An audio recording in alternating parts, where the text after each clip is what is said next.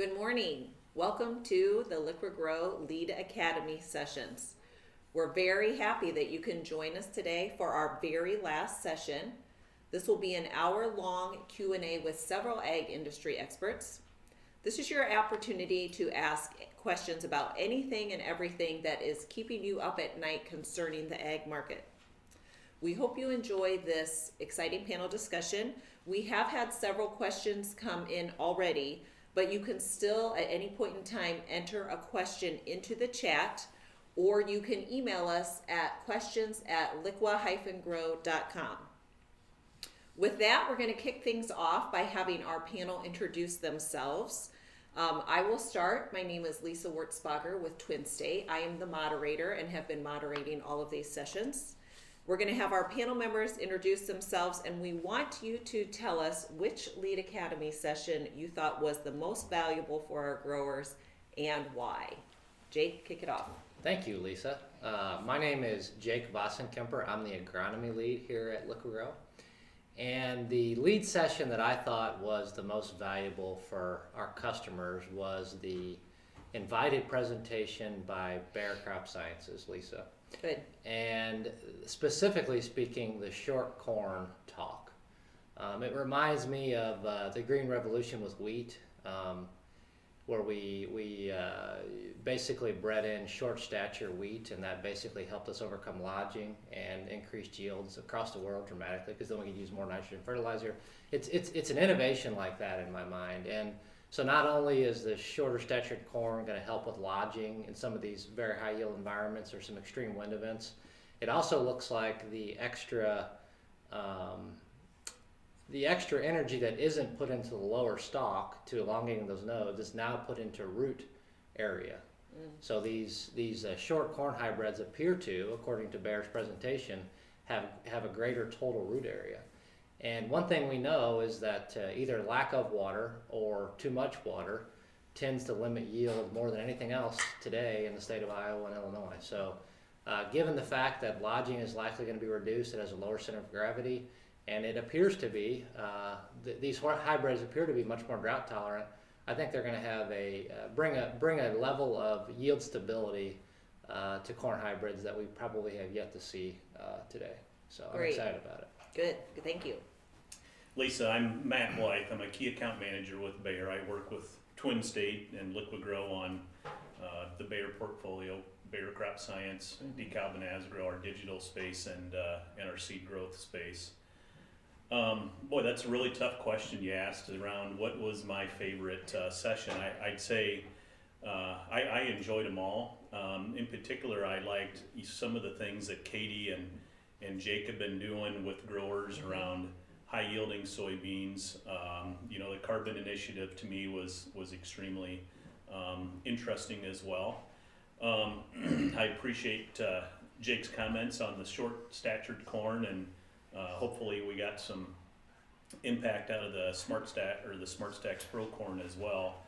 The one thing that's kind of rewarding for me about those two different technologies is it demonstrates a lot of the innovation that companies such as Bayer are bringing growers, and it gives me kind of as a Bayer employee some pride, and all of a sudden some of these things that we've been spending, we spend about $1 billion annually research-wise, R&D, trying to bring new and improved innovation for growers, and we're seeing it in some of these products. So I thought that all the sessions were excellent. So Good. Appreciate being invited. No problem. Thanks for being here. Hi Lisa, I'm Katie Hess, and I'm the seed treatment here at Liqui-Grow. I think I'll really surprise everybody when I tell you that my favorite session so far is the Biologicals talk. So everybody's probably saying, well, wouldn't she like short corn and rootworms because that's her job? But with the Biologicals, we haven't had a lot of consistency in that marketplace over the last few years, or my entire career in agriculture so far. And I think with this new CRISPR technology and that coming to market, it's really going to show some increased consistency and just some really exciting things coming down that pipeline. So I thought that was really neat to watch. Good. Thanks. Huff? Good morning. Thanks, Lisa. Hovey Tinsman, President of Liqui-Grow Twin State. basically my role ends up being a lot of responsibility in the marketing and sales of both the fertility products as well as the crop protection. I think probably for me the section that caught my attention the most was the combined nutrient session with number 2, which focuses on the benefit for the farmer and the benefit of the fertilizer dollar expenditure when you combined everything together. In other words, single pass applications are not necessarily giving you the greatest economic benefit versus a combined effort, which is really our focus point, meaning that we're trying to increase the profitability for you, our customer. Great, Thanks. thank you. And actually, that's a great segue because I have a list of questions that have come in already. So I'm going to go ahead and kick off the Q&A. As a reminder, please enter any questions you have in the chat or to our email address. I'll be checking them all throughout the panel discussion. Speaking of banding, Jake, in your talk you mentioned RTK banding. How is it working? When do you expect some sort of a product launch? Well, I wish Christopher Tinsman was up here with me because he's really kind of heading up this project. But Chris and I talk about this quite often. So, Lisa, what we've learned is that really where we're at right now is to try to understand: is there an equipment limitation? Meaning, can it technically be accomplished? And is what I won't take the credit, but is what Chris has mostly learned this fall is that it can technically be done. Okay, but it really hinges upon is our floater and our RTK equipment calibrated and perfect, right? Because we're trying to get the farmer's RTK lines to match up with our RTK lines. So our equipment has to be calibrated and set up just perfectly. And the farmer's equipment has to be calibrated and set up just perfectly.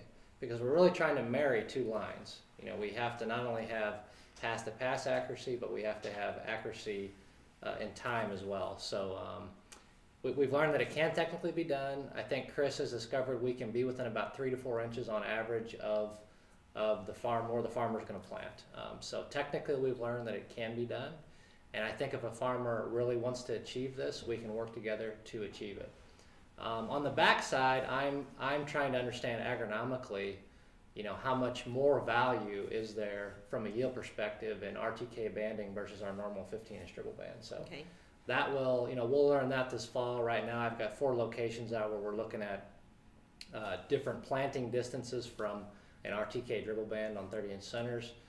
So we'll know a lot more regarding how much extra yield we can achieve by RTK banding on 30-inch centers versus dribble banding. We'll know that this fall, and I suspect we'll have a soft launch for the fall of 2021. Okay. So. Okay, good, great. A question for the panel. Maybe we'll start with Matt, and then if anybody wants to add some more insight, please do. What agronomically worked in 2020? Should I expect it to work again in 2021? What did people do last year that might be a good idea again for this year? Yeah, so that's a good question, and it's it's kind of the age old question.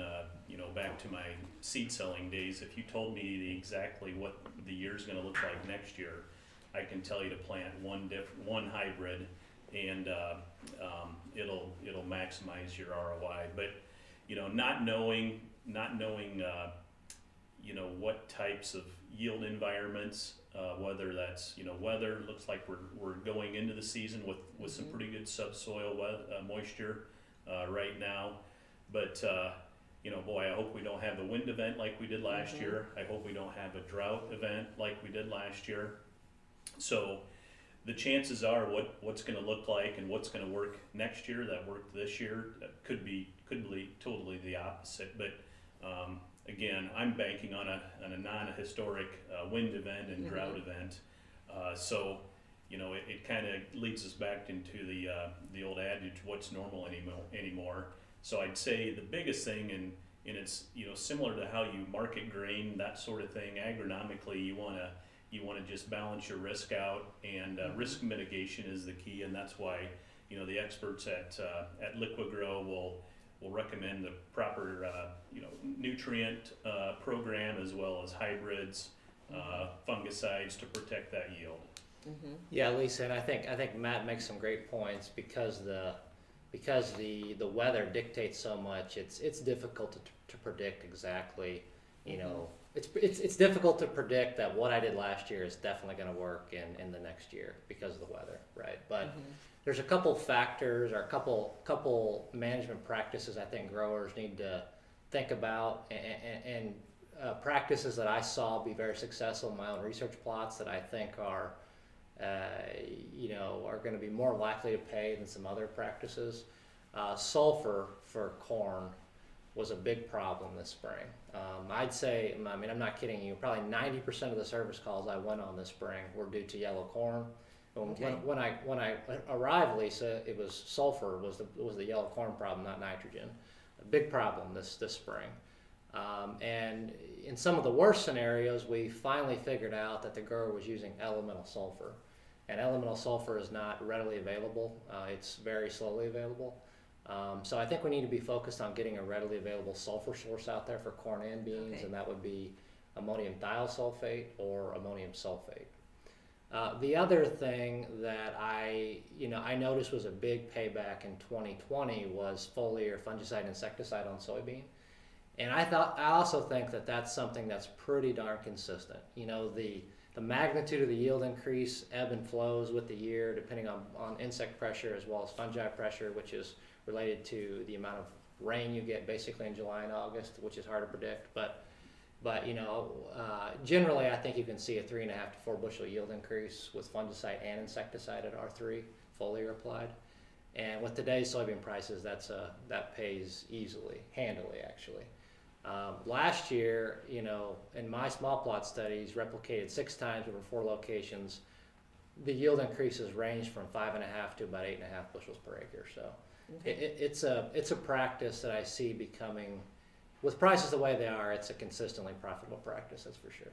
So those are 2 things that I would really consider if I were a farmer. And Lisa, I want to piggyback off of that with the fungicide piece. Our sales team did a really nice job this last year on the corn fungicide too, of picking out which hybrids are going to show more success and a return on investment. And so not only on the soybean side, but I think one thing we did well this last year is picking out the right numbers that would see some benefit from fungicide on the corn too. And we saw that in the fall. Good. So I don't think we have to mention any more about fungicide since I think that's been covered by Dave and Katie. But I will mention that planting time frame is really critical. We saw that in 2020 be really valuable, meaning you're equipped to be able to put the crop in a timely fashion when the soil is ready, when the conditions are ready, and you need to have a trusted advisor working with you that can accomplish whatever it is you're looking for, whether it's crop protection or nutrient application, timely, because your planting season is probably the most valuable operation that you do over the course of the growing season, and we want to partner with you to be there when you expect it, when you need it. Yeah, getting agronomic applications done at the right time is sometimes half the battle, I think. It really is. So it's product and timing. Yes. Okay. And if you haven't started planning with your agronomy partners, the time is now. Yes, it is. Sit down right now. Okay. Katie, next question for you. Will we see any Smart Tax Pro here locally in 2021? The Smart Stacks Pro, yeah. So we are actually really lucky, Lisa, and we probably the help of Matt Blythe and our Bayer teams, we are actually going to have a few Smart Stacks Pros out in the countryside this next year to look at here locally. So, Matt, did you want to expand on that at all? Sure. The way that we start off any successful trait launches, we always put them in what we call our market development plots or our retailer plots, and what that will allow us to do is we know the technology is excellent. But it allows us to look at the overall genetics that the trait is in, which is the first thing as you pick a successful hybrid or hybrid you want to plant, the very first thing is genetics, and then it's traits. And you look at the Smart Stacks Pro trait package, looks extremely strong. So yeah, the first year we're going to take a look at those products. Katie and the crew will have excellent results and have a really good handle on recommendations, and then come 2022 we're going to expect a pretty full launch of Smart Stacks Pro and very exciting technology. Matt, Okay. you can let your team know if they need anybody to check the short corn. We can take some of that too for Yeah, Yeah, for sure. yeah, it's gonna be fun, it's gonna be fun. Okay, there is a sudden focus on cover crops, but do they really increase yields? You want to take a stab at that first, Jake? Yeah, you bet, Lisa. So that's actually a very interesting question, and I think in the grand scheme of things, they neither decrease yields or increase yields. Okay. So I think you should look at cover crops as a yield neutral factor. Okay, and I say that not only because that's what I generally believe, but there's going to be a study published very soon in Agronomy Journal, and the study is all about surveying full-time farmers in the state of Iowa that have been implementing conservation practices like cover crops for at least 5 years. Okay. So these farmers were surveyed and asked a bunch of questions about yields and input costs and what's changed about their operation and their thoughts about cover crops and conservation practices. And one thing that the grow, this is 100 growers that were surveyed, full-time Okay. farmers in Iowa, so it's very relevant to where we're at and where we live. They said that their yields neither went up nor went down because of cover crops. So it's something that they've done because they believe it's the right thing for nutrient stewardship. They believe long-term for soil health and conservation it's the right thing to do. And conservation programs have helped them cover some of the cost of implementing these conservation programs. So I don't necessarily think that in a good soil like we have in Iowa, you can expect cover crops to have a large impact on increasing yields. In sandy soils or poor soils in the state of Missouri where I grew up, where you can increase organic matter levels from 0.5% to 1.5% over 20 years, then I think you will see yields go up because of what cover crops are doing. But in the great state of Iowa, with the good soils we have, I'm not sure that there's, in a meaningful way on lots of acres, you're going to see a yield increase just because you're using cover crops. So yeah. Is it safe to say that some of these conservation strategies, thinking long-term, are also about preserving land value long-term? Oh yeah, absolutely. About preserving land value, and that goes back to reducing erosion. That's a big big time factor there. It's about increasing soil aggregate stability, which gives you healthier soil. That's the other interesting thing about that survey, and it goes to your question. The farmers said yields did not go up, but they thought they saw more yield stability. In Okay. other words, in an Interesting. extreme drought event or an extreme, heavy rain event, they thought yields were not decreased as much as they typically would have been. Okay. And that goes back to the aggregate stability and having the right mix of air and water and nutrients in your soil. So I can believe that. I can believe that. And the last thing I'll say about cover crops and yield is I do think if you're not careful, cover crops can decrease yields. Okay. And that goes to just lack of experience in planting into a heavy residue mat, for example. Is your planter set up right? And I would say making sure your planter is set up right is probably the biggest challenge to overcome. And with all these carbon markets and all the initiatives around potentially being paid for sequestering carbon by using cover crops and going to no-till, I think it's a good opportunity for growers to put their toe in the water Right. and learn how to plant into a mat of cover crops and learn how to get the cover crop killed timely. I don't know that I'd go whole hog, but I do think it's an opportunity to relearn a little bit how to farm in a different system. And the good news is, I'm going to be doing lots of reading and listening and talking and in-field experimentation, thinking about how farmers can avoid some of those yield detriments here in the coming years. So Liqui-Grow should continue to be a valuable resource for customers, particularly when it comes to cover crops and conservation practices. Good. Yeah, just to add on to that. Please do. Lisa, so, Iowa State has done some really good work in cover crops as well. And to echo Jake's comments, it's really not a yield detriment or incremental, but really the thing that it helps is, like Jake said, soil profile, nutrient runoff. The one thing that their studies is really keen on, and Jake touched on it for just a quick second, is termination of that cover crop, especially where those fields are going back into corn. You don't want to let that cover crop compete with that early growth on corn, Okay. because as everybody knows, believe it or not, a plant of corn will actually set its number of rows around at about what V4 to V6 range. And if you've got weed competition with that cover crop, that's really gonna impair or affect Okay. the yield negatively. So get it out soon enough. Yeah, terminate it. Yeah. Okay.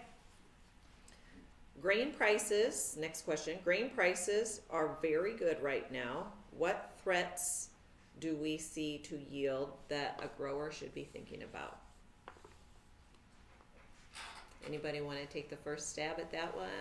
Katie, why don't you?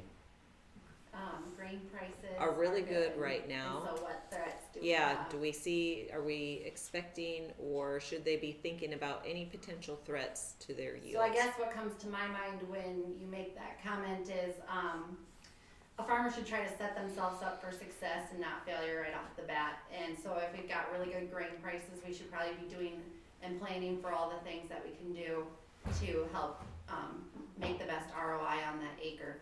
So prepaying for all of your crop inputs, Hub can kind of probably elaborate on that here in a second, and then doing the whole systems approach on these crops to make sure that we're gaining the most yield we possibly can and making some ROI. Certainly spinning off of that, Katie, there's been a lot of price escalation since the 1st of September. Some of it before the grain price went up. I'm talking crop nutrients predominantly, not much in the terms of crop protection, but crop nutrients have seen some significant escalation.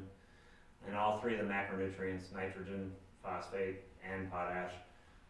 It seems like it might be slowing down, but if you do the math in terms of what the economic gross is for corn or soybean, fertilizer is still a very, very reasonable buy. Even though there's been tremendous escalation, there's been more escalation in revenue from the grain side than there has necessarily been from the cost side of crop nutrients. Katie and Hub had some great points. I'm gonna add a couple more things if that's okay. Yep, Lisa. please do.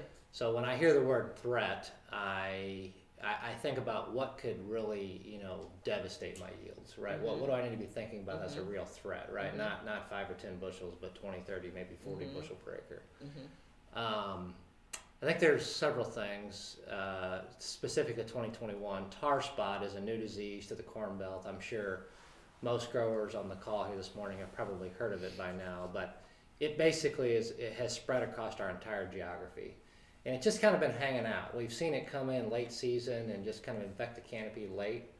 But if we have a growing season where it's wet and cooler than normal, we will see that disease blow up much sooner than normal.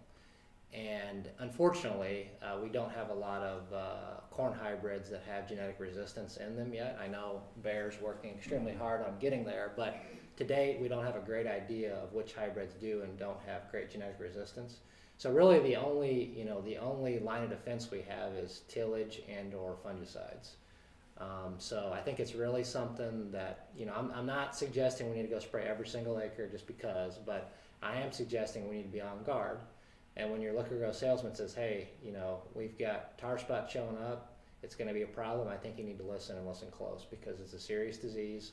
If you don't believe me, you can ask growers in southern Wisconsin and northern Illinois how bad it can be. It can be a 40, 50, 60 bushel yield loss pretty easy.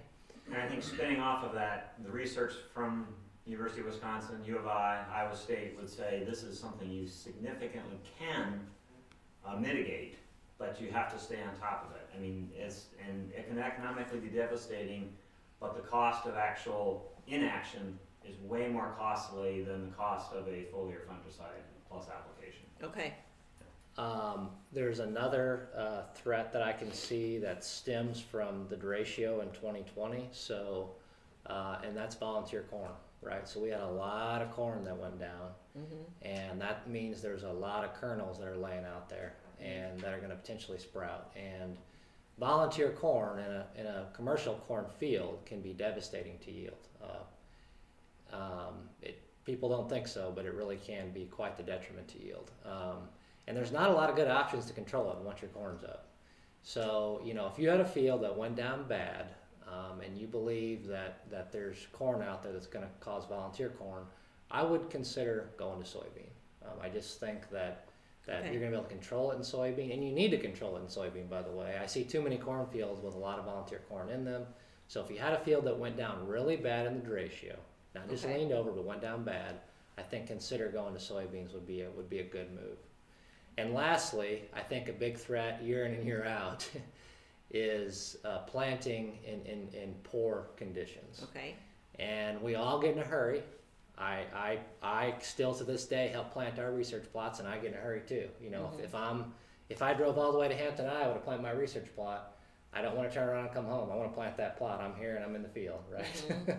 But I have to temper that, and if it's not fit, it's not fit. And we can get in a hurry to get planting because we want to plant and get it done before the weather gets bad or isn't breaking in our favor. But you know, a lot of the service calls I go on are due to poor stands and things that could have been avoided. Okay. So I would just, you know, make sure that as conditions change, you're getting out and checking the planter and making sure we're still planting the way we want to be and it's adjusted right for the conditions. So Since Jake mentioned volunteer corn and soybeans and the amount, especially along the derecho affected areas, we would expect there to be a grass herbicide shortage or at least supply issue that could be handled. As preparation for that, to this point, Liqui-Grow has secured 70% more than we applied in 2020. So the answer is, hope that's enough. It may not be, but at least it's a good place to start. excellent. Good. Those are very good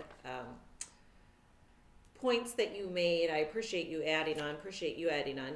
I did just get an email question that came through. Will Liqui-Grow have enlist corn available so I can apply Assure 2 on the volunteer crop? So you're probably looking at me. Wow. So I think at this point, if you do not have the hybrids picked out and spoken for, that your odds of getting anything that you truly want are probably pretty slim at this point. So Okay. that's probably how I should answer that. Yeah, and I guess from my understanding, there's not a lot of those hybrids that are available anyway, No. correct, Katie? Mm-mm. So anytime that you're looking for something very specific, you really need to work with your salesman early on, probably October, November. I know no one wants to think about that in October or November, but if there's something that you truly want, you need to talk to them earlier in the season so we can get that ordered and get it in for you. Okay. Thank you. And there's another question through the email. As resistance continues to build for traits on corn rootworm, risk mitigation will require employing more tools and old tools like insecticides until the three-way trait comes available in volume. Is there a pipeline of new traits to follow for future resistance? What is the timeline on new traits? And will we need to continue to monitor and employ tools like a soil-applied insecticide?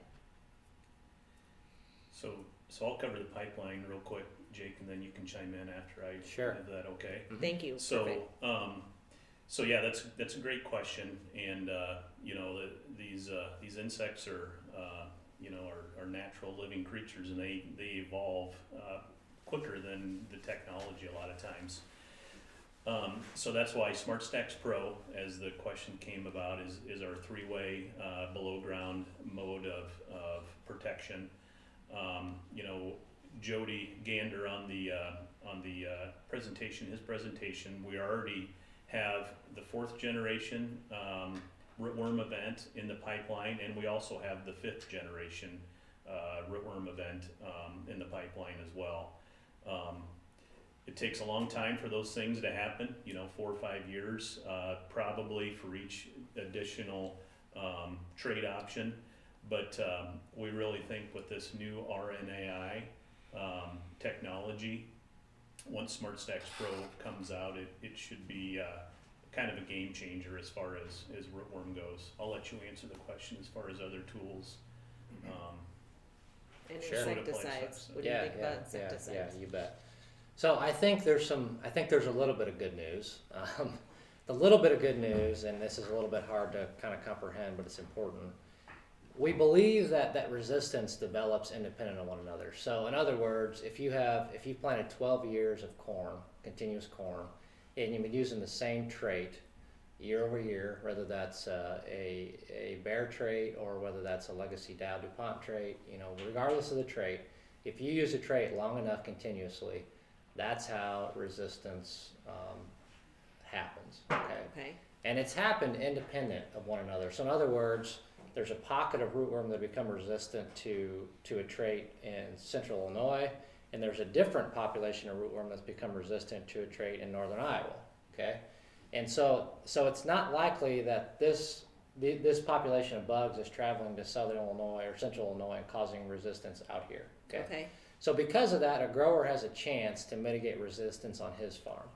Because it's isolated, he has an opportunity to mitigate resistance on his farm.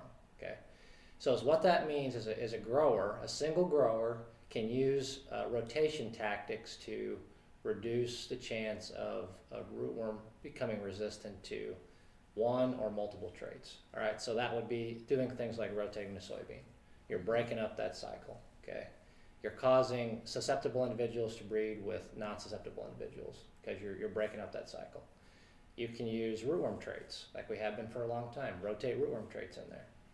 Then you probably want to pull that rootworm trait out and use a soil-applied insecticide on a BT Double Pro, okay? Because soil-applied insecticides can control rootworm pretty good, particularly not in heavy rootworm feeding environments. Okay. Right? So you can avoid resistance by using all those tactics that I just mentioned. By rotating those tactics in and out to avoid resistance on your farm. Now let's say I'm pretty confident that I already have resistance. Okay. Let's say you've been growing corn for 12 years and using just about the same trait, and last year you noticed a lot of feeding. There's a good chance that you have some level of resistance. Maybe not complete resistance, but you're working on it. If that's the case, you probably need to use a soil-applied insecticide, unfortunately. So that's your last line of defense until we get the Smart Stacks Pro out there in a significant way, and we get some of these other traits that Bayer is developing out there and can help combat resistance development. So if you believe you have resistance, it's time to start thinking about soil-applied insecticide. If you think you don't have resistance, I would urge you to use those rotation tactics like soybean traits and soil-applied insecticides, rotating them in and out to reduce the chance of resistance developing. Be proactive. Yes. Okay, good. Thank you. Very good. Next question. How can we be expected to implement cover crops and go to no tillage for $7.50 per acre? John, where are you at? Oh, John's not here. Yeah. Would you like me to take that, or does anybody else? Go for it, Mr. Jake. Okay, could you repeat the question? Yes. How can we expect it to implement cover crops and go to no tillage for $7.50 an acre? Yeah, I think that's a good question, and realistically, it's not possible. So, it's not possible to pay for the potential yield reduction going from full width tillage to no tillage, for example, which can happen. It's not possible to even cover the cost of the cover crop for $7.50 an acre. But some of the carbon market programs are better than $7.50 an acre. Like Truterra, for example, has a better offer than $7.50 an acre. I even think Bayer's offer is better than $7.50 an acre. Bayer was 10 last year. Yeah, so that's a little better. But I think most importantly, I wouldn't get caught up in what's the carbon credit going to pay you today. I would get caught up in what's the future look like, and should I start investigating what the parameters are and what the deals are out there are and what I have to do, and maybe I start playing around with cover crops for $7.50 an acre, even though I know I might be taking a little bit of a loss. But is it worth it to you to learn how to manage corn and soybean in a cover crop system, so that way in 10 years or even 5 years, if these carbon credits are worth what analysts say they're going to be worth, which is $30 to $60 an acre, that is real money and that will be worth it. Now you understand the programs, you understand how the crop management tactics need to change. Now you have a heads up on your competition. And Jake, don't some of the programs have some look back as well? Yes, like Truterra, for example, which we are officially a partner with Truterra now as of yesterday. Okay. Truterra will award growers monetary compensation for up to 5 years of conservation practices. So if you've been doing cover crops for 3 years, you can get a payment for those 3 years doing cover crops. But if you've been doing cover crops for more than 5 years, so 6, 7, 8, 9 years, unfortunately, then you don't qualify because those aren't considered new carbon credits. So But if you started going into the 22 crop year, then, and even though the market may not economically be established yet, there's some potential upside. correct. Just get started. Yep, that's right.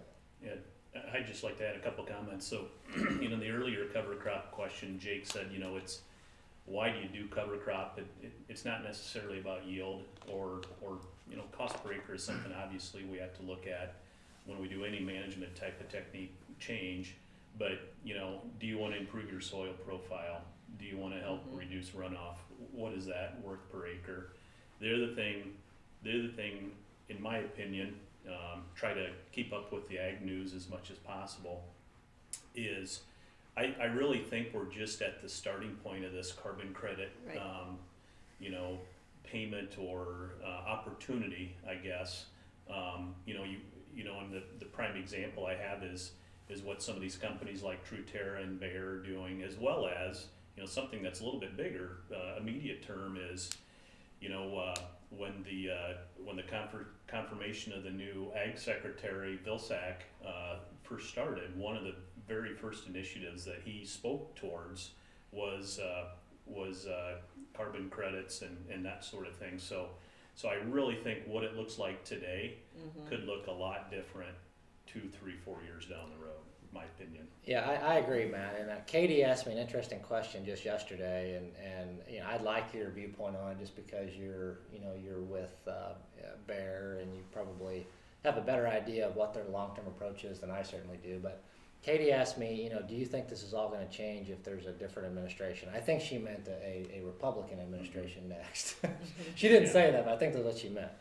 And I said, Katie, I don't think so. And I said that because surveys even show that young Republicans care about climate change and stopping global warming. Whether you believe it or not, the surveys say that young Republicans care about climate change.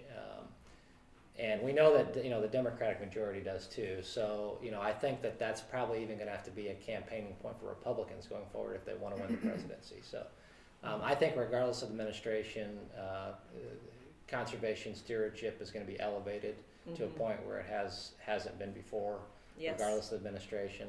And I don't think Bayer personally is going to change their mind regarding their carbon market just because we have a different president. That'd be my opinion, but Yeah. Matt, what's... Yeah, so sustainability is a major tenet in Bayer's overall approach to ag, and that's something that as we develop these new tools and methods and that sort of thing, it's something that we're going to go down that path quite a while. And let's face it, we're talking about cover crop and sustainability and that sort of thing. The other reason that this is just me talking and reading between the lines, whatever you want to call it, is let's face it, ag at times, the ag industry sometimes gets a black eye for, things like nitrogen, nutrient reduction, that sort of thing, groundwater issues, that sort of thing. And the more positive things that ag can do, like the sustainability and carbon initiative type things, I think the better it is, not only for us as suppliers, but more importantly for the growers out there as well. Lisa, I just want to mention too, all the large companies are talking about carbon credits. Everybody's talking about cover crops. We met with our cover crop supplier this past month, and she's showing pretty tight supplies already. And with the grain markets the way they are, a lot of the places that grow all of this cover crop are going to turn it under and probably put in corn or soybeans. So now the cover crops are also competing with the grain markets as well. So we know that there's going to be some supply shortages coming up this next year for cover crops. That's right. And I just read a Farm Bureau study with a lot of good data. I mean, really, conservation practices in Iowa have been dramatically increasing for over 20 years. I mean, they did a lot of research back to the early 90s and especially starting in the early 2000s.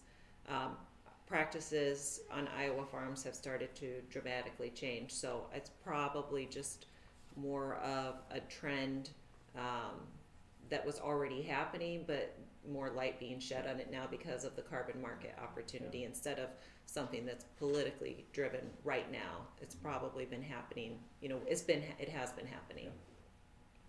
Good, very good dialogue on that. At this time, actually, we are going to take a 3-minute commercial break and let our panel experts get some water and refresh. And so stay with us, though. When we come back, we are going to have some more Q&A. Get your questions in. We'll be back in 3 minutes.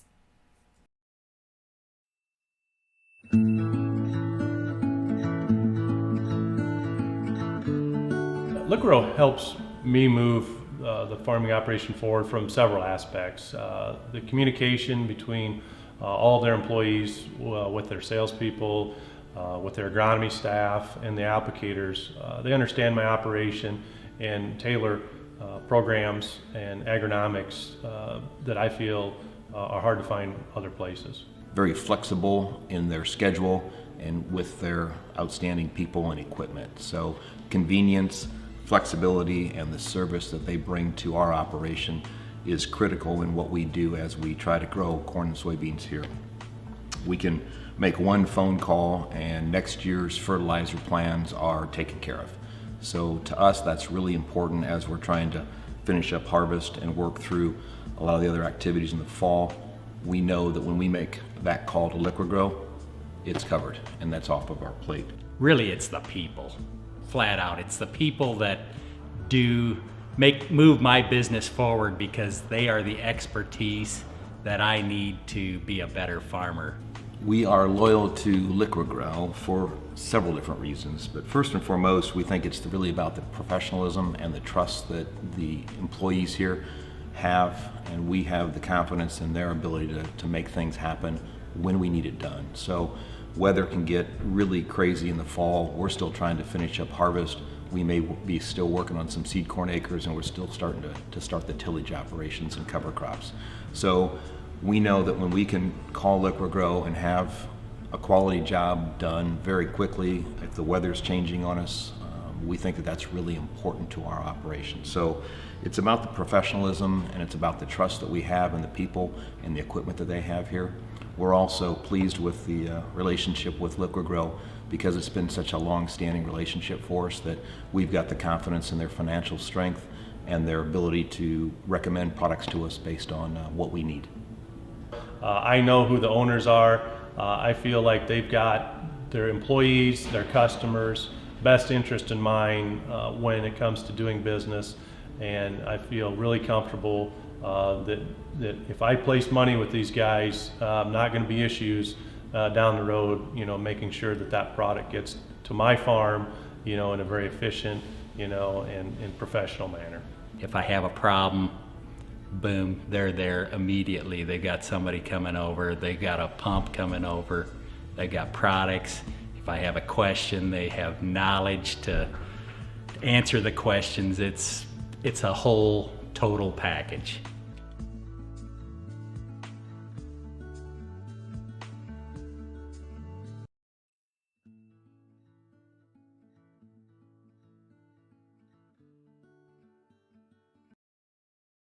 Panel discussion. Continue to submit questions in the chat or at questions@liqui-grow.com. Okay, now that we're back, we're going to switch gears a little bit to biologics. I have a question for you, Jake. You mentioned the company Pivot Bio in your biological talk. Have you tested their products, and what have you seen? Yes, I have tested their products, Lisa. I'm not going to comment specifically on my findings with Pivot Bio because I can't specifically comment on my findings. But I'll just say that I've worked with a lot of companies and products like Pivot Bio's product that's a nitrogen fixing bacteria for corn. And I'm looking in general, as a general comment about all these products, except for the two that we're selling, which is Micro AZ for corn and Nutec SF for soybean. I'm looking for a little more consistency, just in general, okay? In addition to that, you know, with these products, I have to be fair to a lot of these companies. You know, as soon as they're commercially available, or even before they're commercially available, I'm on the phone talking with these companies wanting to test their latest and greatest product, right? Sometimes before they're ready to commercially launch. So I have to give them the benefit of the doubt that, you know, maybe they still have some things to work out, you know, on their end to get the formulation right or get the stability right. I mean, I was working with a company, you know, one of the best in-furrow products that I've tested is actually made by a company called New Leaf Symbiotics. It's definitely statistically increased corn yields at more than one site, but their formulation is in a way where it's causing some issues, clogging up planters, so it's not commercially available, right? So just, you know, to give these companies a little bit of grace, I think, you know, they're so new, they're still trying to get some bugs worked out. You know, I'll continue to partner with companies like Pivot Bio and New Leaf Symbiotics, because I think they're major players in the market. You know, I think the idea behind nitrogen fixing bacteria for corn is excellent. I think it could help, you know, combat some of our sustainability problems we have with nitrogen fertilizer. You know, we do the best job we can managing nitrogen, but it's a leaky system. You know, nitrogen can be lost in several different mechanisms, so it's tough. And the nice thing about something like Pivot Bio, or the idea of something like the bacteria that Pivot Bio is promoting, is that it would, you know, fix a small amount of nitrogen continuously throughout the season. So it's a great idea. I have tested their product, you know, and just as a general comment for all these nitrogen fixing bacteria for corn that I've tested, is I'm just looking for a little more consistency before we go to market. So. Okay, good. A follow-up question related to that, Matt or Jake, how will the new CRISPR gene editing change corn and soybean production? Are gene-edited plants considered GMOs? Do you have any comments? So I guess what I would say, number one, is it's an exciting new technology that's going to really change how we develop new traits. Mm-hmm. You know, I'm not a scientist, but I'm pretty sure that they are GMOs because they, for example, SmartStax Pro had to go through the exact same regulatory process that any other trait that we've come up with has had to go through. So I'm assuming the answer to that is yes. We had to go through China, you know, all the foreign countries as well as the EPA and that sort of thing to get approved. I think what it's going to allow us to do is combat insects and different disease type things in a totally different way, totally different method that was explained on the presentation the other day, and it's an exciting new technology that's really at its infancy stage, and it's not just happening in row crops; it's happening in a lot of different other aspects of trait development across the country. Mm-hmm. Jake, you want to add? Yeah, I think Matt makes a lot of good comments. I think the speed at which companies like Bayer and frankly even smaller companies, because the cost to enter this market has been extremely de-inflated. That's one of the reasons why it's so hot right now. I think Bayer and other companies are going to be able to enter this market and be able to make genetic alterations to plants at a much more rapid pace than we've ever seen before in history. And I think that the regulation process, from my understanding, or the process to get these products approved to go to market, is, from my understanding, Lisa, I think this is still up for debate a little bit, but they're looking more like a 3 to 5 year timeline versus an 8 to 12 year timeline to get our conventional GMO products regulated. So I think the timeline to develop these products, because the technology is more straightforward and more cost effective, will go down. And I think the regulation process so far looks to be shorter. Okay. So I think that I don't even know if I remember what the original question was, but I think there's going to be a big impact on the way we do business. Yeah, okay. Just to piggyback on that, just a really interesting tidbit. It takes roughly 10 years to develop, start to finish, to develop a new trait. So we're working on things right now that we're going to sell in past 2030, right? The things that do take probably the longest is the political environment, especially overseas, on some of these trade approvals, as Jake said, just to give you a heads up on something, we actually had applied for approval or applied for acceptance in China on SmartStax Pro way back in 2015, and we just got it a month ago. So Okay. that's what takes the longest time. Right. Okay, good. Thank you. Good answers. This is a good question. I think we're going to start with Katie on this one. There is a lot of talk about plant-based meats and lab-grown meats. Won't that decrease the demand for corn and soybeans? You can share your thoughts, and then anyone can jump in. So my thoughts are on that is, as third world countries continue to get richer, they are gonna want to have more protein in their diet. And so even though maybe people think we're gonna have more plant-based food around here, I think our third world countries are still going to want to have that protein, and we'll still be exporting a lot of our corn and soybeans to them, and our meat to them too. So no, I don't think our demand's gonna go down in that. Okay. And just like anything else, we'll always create more demand for corn and soybeans. Look at ethanol, we created an entire market for that. So I think we're gonna always see demand in corn and soybean production. Do you have any? Last time we checked, world population is not flat. Yeah. Right. Good point. Yeah, what we use for Bayer is the world population will surpass 50 billion by the year 2030. And so to ensure we have enough food to feed the world, we're going to need, in my opinion, I'm an Iowa farm boy, we're going to need more than plant-based meats. I know, I'm an Illinois farm girl, but people don't know that. And I just really got to have a good steak once in a while. So I have a hard time on this plant-based, but I can see where it's Interesting a thing. technology, though. Okay. Options. Yeah. Options. You're right. Okay, Jake, this is a question for you. Do we expect growers to put as much nitrogen on midsummer as we did last year? Why did that happen? What drove that? There were some pockets of rainfall last year was very. There was isolated areas of high amounts of rain. I mean, we got dry if memory serves me. In July and August here for sure, but. Down toward Mount Pleasant and Morning Sun, I remember driving around, and the corn went from being pineapple or under drought stress to seeing yellow holes in fields that remind you of a wet year. So in a short distance, we went from dry to pretty wet in places, and there was some nitrogen loss. In fact, I was on some service calls now that I think about it down in Mount Pleasant due to nitrogen loss in corn. So. I think there's routine side dressing that takes place year in and year out, and that's about mitigating risk, and that's a great thing. But when we have really wet weather, particularly in late May and June, that's a significant threat to losing some of the nitrogen before the crop takes it up. And in some cases, it's worth going out there and applying more. And there's a really nice research study I've done back in 2015 or 2016. It's in our agronomy research summary book.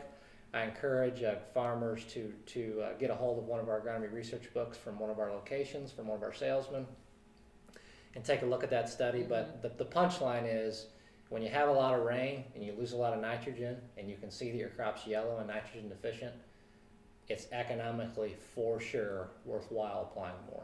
Okay. The trick is, how are you going to get it on, especially if the field's still wet. But it's worth it. One thing to additionally consider is spoon feeding. Multiple applications of nitrogen is the one way to mitigate some of that. Also, protecting the nitrogen investment that's being applied via stabilization is another option as well. Okay. Well, and as we learn more about these hybrids in the marketplace today, we know which ones are going to have a better response to spoon feeding nitrogen throughout the growing season. And so I think you're seeing more of that too, where farmers are trying to treat that one field maybe a little different, and trying to actually provide the nutrients at the timely time. So what do we think? This is another question. Are we going to see more corn or soybeans planted this year? I'll throw it to you too. Hub asked me about every year now when we are doing our sales, where are sales at? And I can usually gauge, we're selling a lot more soybeans this year, so I think the crop's going towards soybeans. But this year, it's pretty steady. We're up everywhere. So now it looks like everything's up. In the upper Midwest, northern Illinois, eastern Iowa, even northern Iowa, it looks like there's some minor adjustments here or there, but for the most part, there's not a lot of big changes. In some pockets, there will be less corn on corn due to drought scenarios, due to lacking in yield. In other areas, there may be conversation around less corn on corn, but the economics might say plant corn. Mm-hmm. Matt, on that note, talking about corn soybean rotations, we talked about the ratio and volunteer corn being an issue. You brought up a point during the intermission, which is a great point and something that I frankly forgot about. Would you fill the growers in on that? Yeah, so the question that came in from, I believe the chat was around, controlling volunteer corn, if you did want to plant corn on corn. And just something to think about is, if this field is just the second year going back corn on corn, you could plant a Smart Stacks hybrid on that cornfield and use Liberty or some sort of glufosinate to take out that volunteer corn in that field as well. So just something to think about there. So if it was a double pro, you Yeah. could go back with the Smart Stacks variety and use Liberty to kill the Yeah. double pro volunteer corn. If it was a double pro or any other, a lot of the other technologies like an AgriSure type of thing too, I believe, you'll have the Liberty option to take care of. It's not as good as a lot of these grass killers, but for moderate volunteer corn, it will work. It's a tool in the toolbox. Yeah, for sure. and Matt, and I was thinking a little bit about that, and my recollection is, they've looked at Liberty as a volunteer corn controller in soybean, or in Liberty tolerant soybean, and is what they find is that oftentimes, because Liberty is glufosinate is a burner, the corn will come back, right? Because it doesn't translocate down to the root system, but we also know that corn, if we could burn that volunteer corn back, burn it off, we know that that'll give the chance for that commercial corn to outcompete that volunteer corn. So I think it's a decent option, actually. You're exactly right. Yeah. Okay, so let's talk a little bit more about planting season since it's right around the corner, hopefully. One question that came through, should I be using starter on my planter? And that's probably going to be for you, Jake. Yeah, we talked about, there was something I wanted to mention during the cover crop conversation actually about that. Okay. And I truly believe that, I have conversations with farmers all the time about this. The one knock or the one excuse or whatever it is I get about not using starters, I don't want to take the time to fill up my planter, and it's, extra stuff to do in season, and here you're telling me it's important I get my crop planted timely, and then you're telling me to use starter fertilizer, so what am I supposed to do, Mm-hmm. So I understand all those logistical limitations, but if you can figure out a way to overcome that, I think that nitrogen and sulfur on the planter particularly are really important. I would also encourage the use of P&K with that nitrogen and sulfur, but unfortunately that makes the gallons go up. So if gallons if gallons are a limiting factor for you, out of furrow, nitrogen and sulfur I think are one of the most important things a grower can do year in and year out to increase ROI. There was a recent University of Illinois study published about nitrogen on the planter versus broadcast applying nitrogen, and they saw some big time consistent yield increases, not only yield increases, but increases in nitrogen use efficiency. So in other words, how much nitrogen you're getting in the crop. And I think that this becomes even more important in a continuous corn situation. It becomes even more important in a high residue cover crop situation. So as we think about going to no tillage and putting a cover crop on there, now we're going to have cooler, wetter soils. Things like starter fertilizer become much more important. So yes, I think starter fertilizer on the planter is a good idea.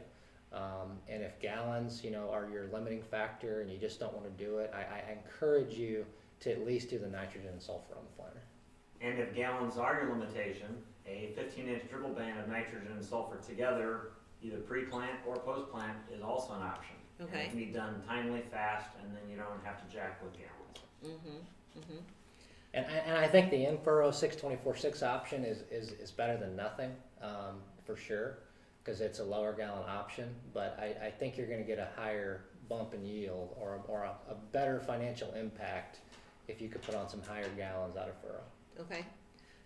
Talk a little bit more about timing. You mentioned timing for planting season and talked about that on Tuesday, I think, as well. So can you elaborate a little more Yeah, Katie and I talked about this a little bit, and I just, it's a double-edged sword. I talk 1 minute about you got to get your soybeans planted early.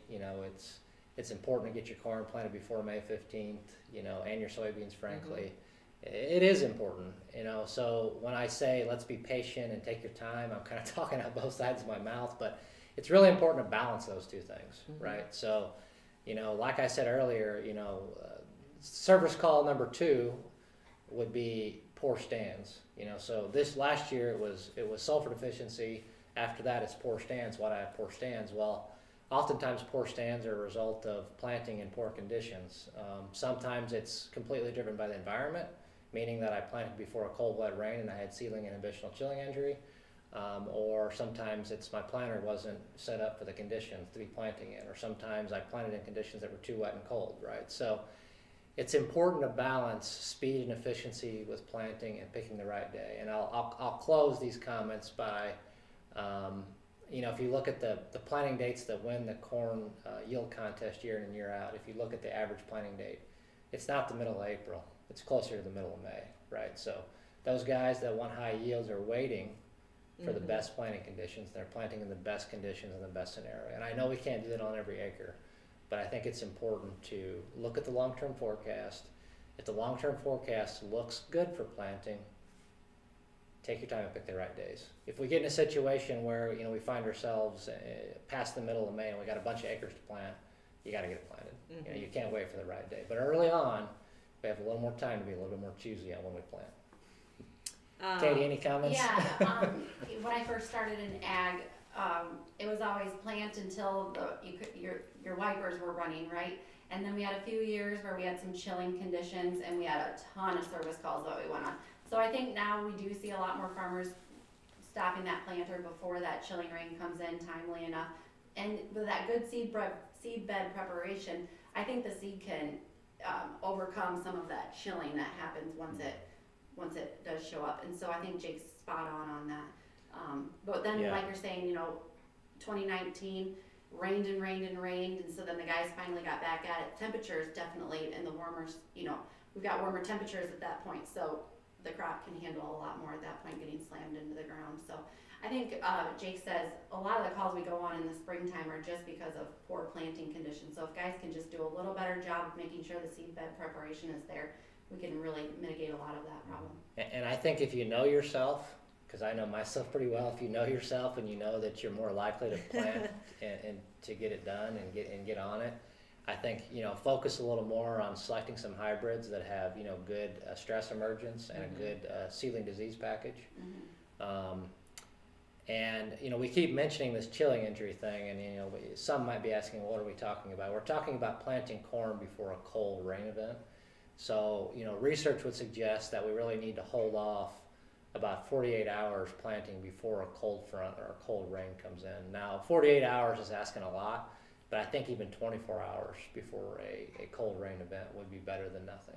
So, And if you're using good data, then don't get stressed out if your neighbor's in the field and you're not. Well, right? That's the hard part, right? That's the hard part. I know, That's the hard part. I know. I live in a small town. I know how that works. Texts and phone calls start flying. Someone's going. Okay, Hub, for you to help us wrap up, just can you talk a little bit about inputs, Liqui-Grow partnership going into the planting season? Sure. Anything you want to add as final thoughts? Yeah, I think one thing that when anybody considers looking for a dependable partner to help you with your crop input needs, you're looking at multiple different things. Number one, you're looking at who's got a team that basically is knowledgeable, has research experts that are able to basically be supported, who has the dependable supply, reliable transportation. Just to use UAN as an example, we store 95% of what you as a customer may buy during the crop year. We do not rely upon public storage, so when there's shortages or limitations due to unforeseen circumstances, i.e. demand, we're not constrained to what that could be because we've thought of you ahead of time. We're not selling product that we don't already physically have in storage somewhere.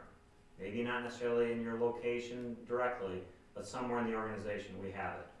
Being able to be dependable is critical to, I think, being set up this supply season to be ready for you when you are ready to plant. That also goes through the same with crop protection products as well. Good. Thank you. Thank you to all of you. This was really good. I know I learned a lot this morning. And I want to thank the growers and our audience for tuning in today. This is our last session. If you didn't get a chance to ask your question and you think of something after the fact, our email, the questions@liqui-grow.com, that email address will be live, continuous, so you can send us a question at any point in time. In addition, all of these Lead Academy sessions can be found on our website. There is a link on our website to all of the sessions. They are live on YouTube, so if you know somebody who wants to watch later or you want to rewatch a session, you can. You can just search Liqui-Grow on YouTube and they will all pull up, or you can go to our website to find the direct link. And we want you to know to expect to see more of the Lead Academy in 2021. This is a new initiative for Liqui-Grow. It has gone very well. We're getting very positive feedback, and we are going to be adding to our programming for the rest of the year. Best of luck to all of our growers this coming planting season, and thanks for tuning in. Have a great day.